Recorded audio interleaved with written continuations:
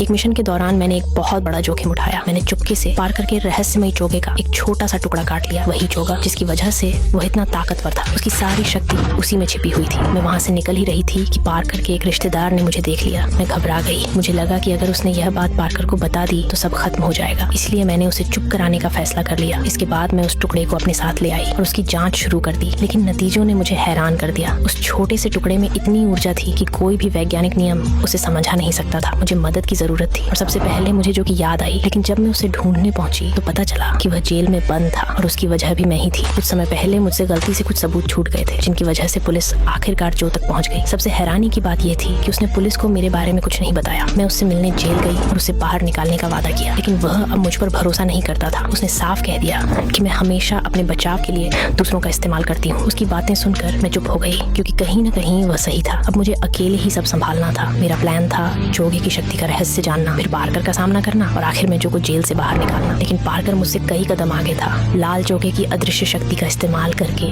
वह चुपके से जेल में घुस गया। कोई उसे देख भी नहीं पाया। वह सीधे जो कि कोठरी तक पहुंचा और उसके सामने एक प्रस्ताव रखा। वह उसे जेल से बाहर निकाल सकता था, लेकिन बदले में उसे मेरी बर्बादी में उसका साथ देना होगा। उस रात पूरी जेल अंधेरे में डूब गई। तभी जो कि कोठरी का दरवाजा अपने आप खुल गया। वह बाहर निकला और चमकती रोशनी का पीछा करते हुए जेल से बाहर पहुंच गया। वहाँ पार्कर के आदमी उसका इंतजार कर रहे थे। वे उसे एक गुप्त ठिकाने पर ले गए, जहाँ एक रहस्यमयी मशीन तैयार खड़ी थी। ये मशीन किसी साधारण इंसान को असाधारण शक्ति दे सकती थी, जो बिना झिझक उसके अंदर लेट गया। अचानक मशीन चालू हो गई। तेज रोशनी फैल गई, जो दर्द से चीख उठा और उसके शरीर में ऊर्जा दौड़ने लगी। कुछ ही देर बाद सब शांत हो गया। जब मशीन खुली, वह पहले से कहीं ज्यादा ताकतवर बन चुका था। पार्कर ने उसे आजाद नहीं किया था, बल्कि उसे मेरे खिलाफ इस्तेमाल करने के लिए एक शक्तिशाली हथियार में बदल दिया था।